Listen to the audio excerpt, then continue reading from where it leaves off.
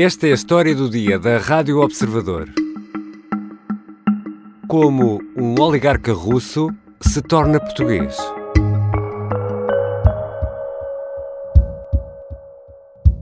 Hey there, random person that's watching this right now. My name is Nathaniel Drew, and I just became a Portuguese citizen. That's not a joke. Nathaniel Drew é norte-americano, vive em Paris e faz sucesso no YouTube. Tem 1,5 milhão de subscritores e no Instagram tem 180 mil seguidores. Nathaniel é agora português, ao abrigo da lei que permite aos descendentes dos judeus sefarditas conseguir a nacionalidade portuguesa. Publicou este vídeo que estamos a ouvir a 23 de junho no YouTube com o título Como consegui um passaporte português.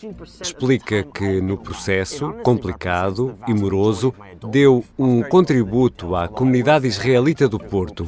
Foi antes da detenção do rabino pela Polícia Judiciária por suspeitas de corrupção. After an enormous amount of paperwork and proving my links to Sephardic ancestors, as well as a donation to the Jewish community of Porto, my file was submitted. They were expecting it to take somewhere between 1.5 years and 2 years. However, I was placed in a small town by the name of Ishpuzent, where my file arrived and got stuck, and basically nobody worked on it for like 1.5 years. And things went on for so long. Roman Abramovich e Andrei Rapport são oligarcas russos e já têm nacionalidade portuguesa. Lev Leviev e God Nizanov têm pedidos pendentes que aguardam pela resposta do Ministério da Justiça. Segundo o Jornal Público, estes 4 homens apresentaram certificados que provam que são descendentes de judeus sefarditas. São certificados emitidos pela comunidade israelita do Porto, cujo rabino foi detido pela Polícia Judiciária no âmbito da Operação Porta Aberta. Roman Abramovich é um oligarca conhecido em todo o mundo por ter sido o proprietário do clube de futebol inglês Chelsea, que teve de vender devido às sanções impostas como retaliação pela invasão russa da Ucrânia. Andrei Rapport, que também já tem nacionalidade portuguesa, é o outro oligarca, fez fortuna na banca e nos petróleos. Lev Leviev é o rei dos diamantes e tem ligações a Isabel dos Santos. Igor Nizanov é um dos maiores empresários do ramo imobiliário na Rússia. Os 4 têm ligações a Vladimir Putin. Hoje vou conversar com Bruno Medeiros Gurgel. É advogado e tem muita experiência em casos de nacionalidade e imigração.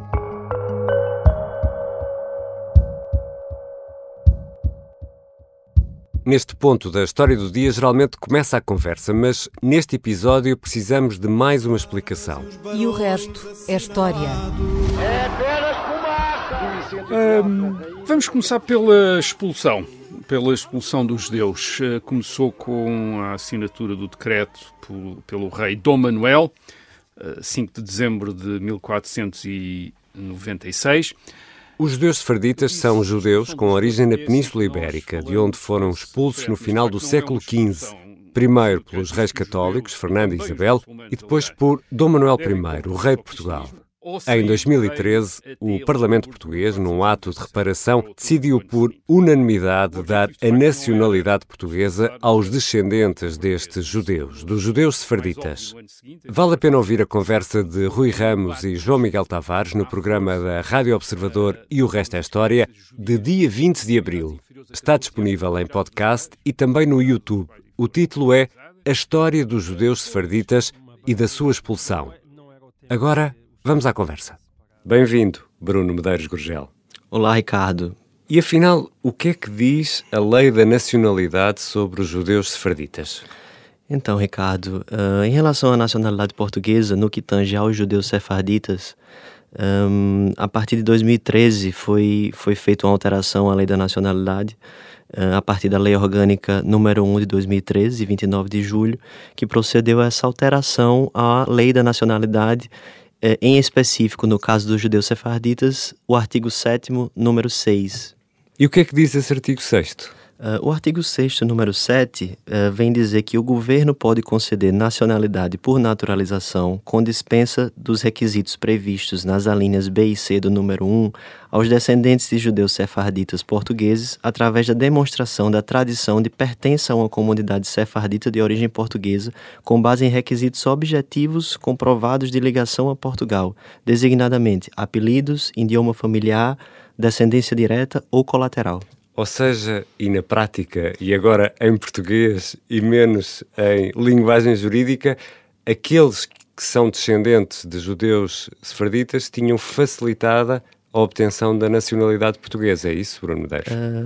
Não diria facilitada porque não é tão fácil assim conseguir esse tipo de nacionalidade. Digo isso porque é necessário que haja uma pesquisa vasta genealógica, ou seja, geralmente há vários genealogistas envolvidos nesse tipo de estudo, e não é fácil fazer um estudo genealógico de mais ou menos 15 gerações para conseguir ligar o requerente a um ascendente que foi condenado ou expulso e que sofreu com a Inquisição. Estamos a falar de 500 anos, não é? Mais ou menos. Exatamente, exatamente. Mas a lei sofreu uma alteração há relativamente pouco tempo. Que alteração foi essa? Exato. A alteração que foi a mais recente alteração, na verdade, não foi na lei da nacionalidade em si, foi no regulamento da nacionalidade portuguesa.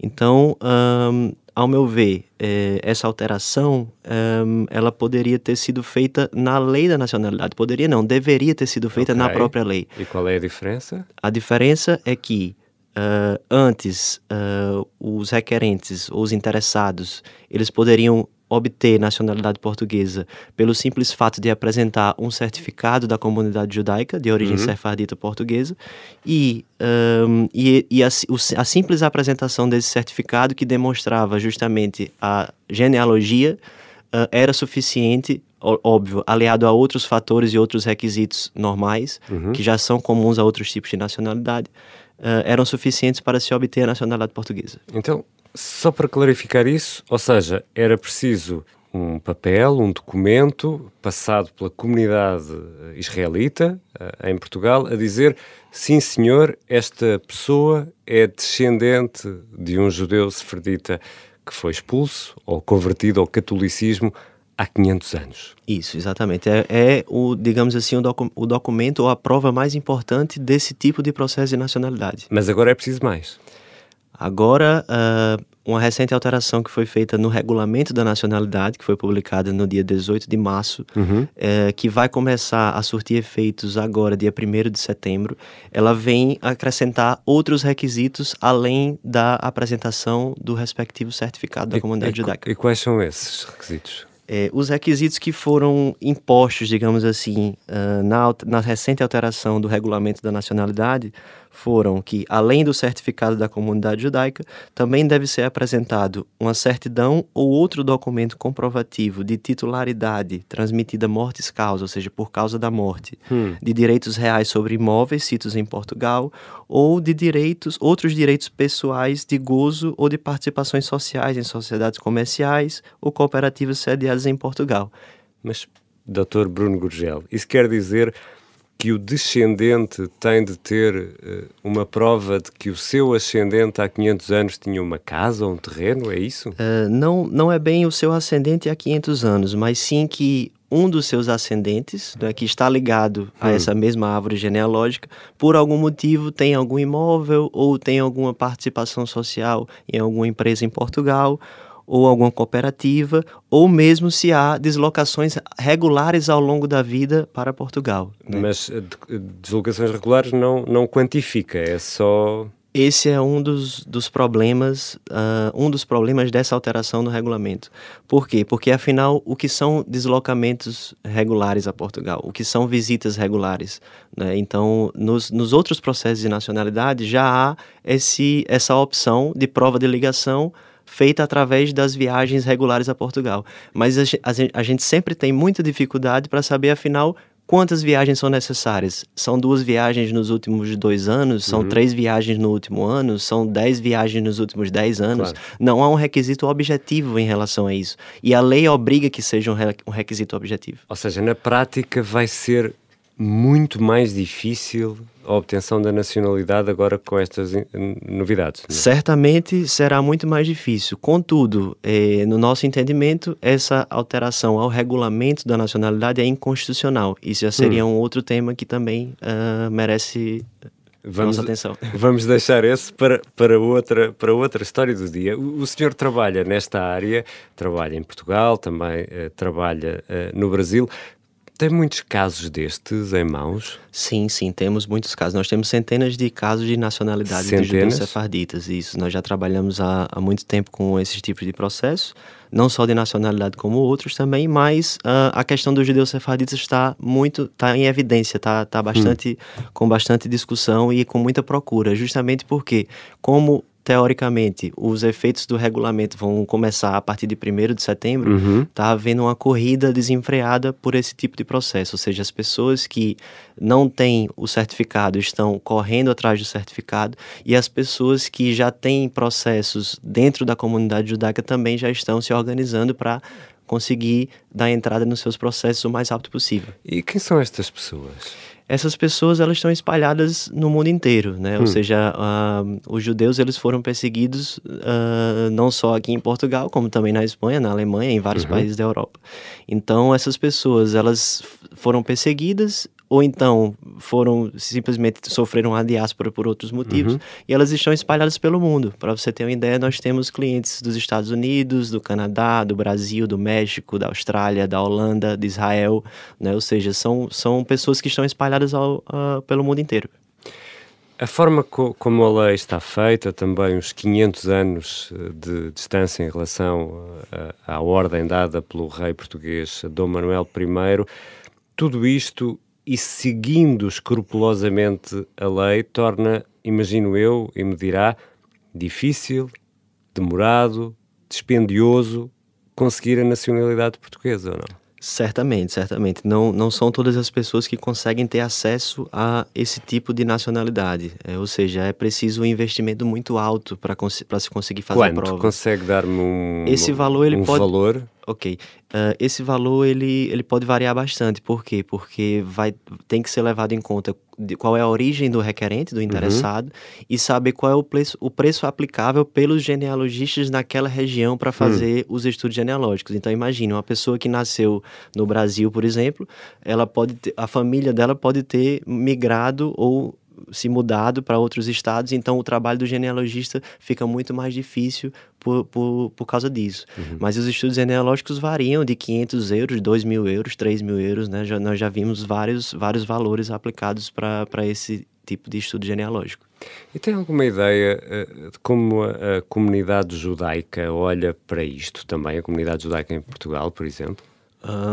Olha, eu não posso assim falar pela comunidade judaica, mas eu acredito que a comunidade judaica tem todo o interesse em manter esse tipo de nacionalidade, porque a comunidade judaica também recebe doações para emitir esses certificados. É lógico que essas doações elas são convertidas de alguma forma para os fiéis, né, para os templos e enfim, todas as atividades dos judeus, né, mas de fato, eles devem ter todo o interesse em manter esse tipo de processo de nacionalidade. Mas, Bruno Medeiros Gurgel, nós temos aqui, no português de Portugal, uma expressão que é o elefante na sala. Portanto, é algo que está sempre aqui presente, mas que se evita falar. Tudo isto, todas estas regras e esta possibilidade de ter nacionalidade portuguesa, isto, em sua opinião, e o senhor é advogado, isto pode ou não levar ou favorecer casos de corrupção? Olha, é uma pergunta bastante complicada. Na minha opinião, atenção que eu falo contra mim, não é? Eu sou advogado, trabalho com isso e poderia aqui estar dizendo uma opinião totalmente diferente. Mas a tendência e o que eu acho justo é que efetivamente haja uma restrição, ou pelo menos que sejam definidos quais são esses requisitos objetivos, né? Ou seja, a reparação histórica, ela deve prevalecer, porque é uma realidade e essas pessoas tiveram a sua vida completamente modificadas ou enfim, tiveram que mudar, se distanciar das suas raízes, da sua terra, por causa dessas atitudes contra os judeus. Agora, eu acredito que é necessário, assim como os outros tipos de nacionalidade, é necessário que essas provas de ligação estejam claras para evitar qualquer tipo de favorecimento, né? Ou seja, eu acho razoável que uma pessoa que nunca teve qualquer tipo de ligação com Portugal, que ela tenha que provar pelo menos uma ligação qualquer, um requisito objetivo. E não deve ser fácil, não é? Não é fácil, porque da forma com que está feito agora, é praticamente impossível, né? Ou seja, exigir que a pessoa tenha uma herança ou um bem de alguma família, de alguma pessoa da família, ou então que ela tenha uma participação na sociedade, né? Eu acho que isso não é um requisito, digamos assim, razoável para a obtenção da nacionalidade, né? Acredito que as viagens regulares, sim, não é? Eventualmente ter algum patrimônio também, seriam requisitos interessantes para esse tipo de processo. E da sua experiência e do que conhece do mundo, sendo brasileiro, português, estando aqui dos dois lados do Atlântico, o passaporte português é um passaporte muito apetecível, é um bom passaporte no mundo de hoje em dia? Certamente. O passaporte português é um passaporte europeu, né? Então, hoje em dia, ter um passaporte europeu lhe dá uma série de direitos e benefícios, né? Tanto para os próprios requerentes, os próprios cidadãos que vão obter essa nacionalidade, como para as famílias dessa pessoa, né? Como para os filhos, como para, enfim, até ascendentes, né? Existe uma lei, a Lei 37 de 2007, que trata justamente sobre a autorização de residência para familiares de cidadãos da União Europeia, de cidadãos da União Europeia. Então, através dessa nacionalidade, é possível também estender, digamos assim, uma série de direitos para os familiares do interessado que vai adquirir a nacionalidade. Obrigado, Bruno Medeiros Gurgel. Muito obrigado, Ricardo.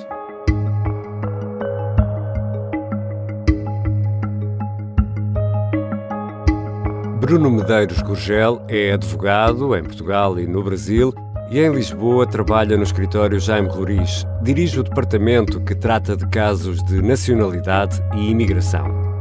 Volto a recomendar aquele episódio de 20 de abril do E o Resto é História, do João Miguel Tavares e Rui Ramos, em que ficamos a perceber melhor o caso dos sefarditas.